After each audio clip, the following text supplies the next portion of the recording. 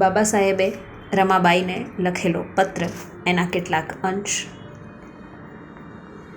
रमू, कैसी हो रमू तुम?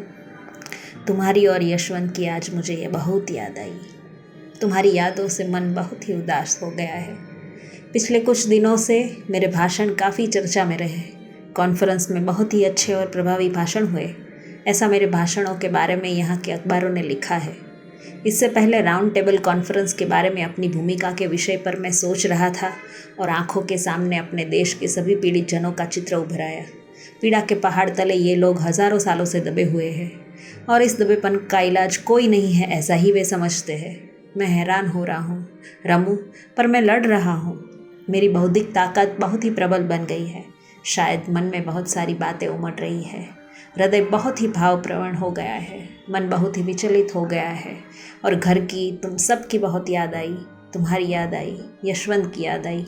मुझे तुम जहाज़ पे छोड़ने आई थी। मैं मना कर रहा था, फिर भी तुम्हारा मन नहीं माना। तुम मुझे पहुंचाने आई थी। मैं राउंड टेबल कॉन्फ्रेंस के लिए जा रहा था। हर तरफ मेरी जय जयकार गूंज रही थी और यह सब तुम देख रही थी। तुम्हारा मन भर आया था। कृतार्थता से तुम उमड़ गई थी। तुम्हारे मुंह से शब्द नहीं निकल रहे थे, परंतु तुम्हारी आंखें, जो शब्दों से बयां नहीं हो पा रहा था, सब बोल रही थी। तुम्हारा मौन शब्दों से भी कहीं ज़्यादा मुखर बन गया था। तुम्हारे गले से निकली आवाज़ तुम्हारे होठों तक आकर टकरा रही थी। रमू, मैं ज्ञान का सागर निकाल रहा हूँ। मुझे और किसी का भी ध्यान नहीं है, परंतु यह ताकत जो मुझे मिली है उसमें तुम्हारा भी हिस्सा है।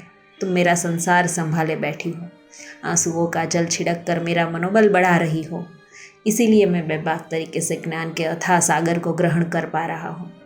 रमू, तुम मेरी ज़िंदगी में ना आती तो, तुम मेरी साथी के रूप में न मिली होती तो क्या होता? मात्र संसार सुख को ध्येय समझने वाली स्त्री मुझे छोड़ के चली गई होती। आधे पेट रहना, उपला चुनना, गोबर ढूंढकर उसका उपला थापना या उपला थापने काम पर जाना किसे पसंद होगा?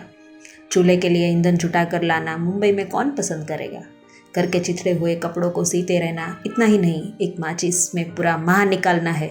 इतने ही तेल और अनाज में नमक से ही महीने भर का काम चलाना है। ऐसा मेरा कहना, गरीबी के ये आदेश तुम्हें मीठे लगते तो, मीठे नहीं लगते तो मेरा मन टुकड़े टुकड़े हो गया होता। मेरी जिद में दरारें पड़ गई होती। मुझे ज्वार आ जाता और उसी समय तुरंत भाटा भी आ जाता। मेरे सपनों का खेल पूरी तरह से तहस नहस हो जाता। रमू, मेरे जीवन के सब सुर ही बेसुरे बन जाते। सब कुछ तोड़ मरोड़ के रह जाता। सब दुखमय हो जाता। मैं शायद बौना पौधा ही बना रहता। संभालना खुद को जैसे संभालती हो मुझे। जल्द ही आने के लिए निकलूँगा, फिक्र नहीं करना। सबको कुशल कहना। तुम्हारा भीमराव।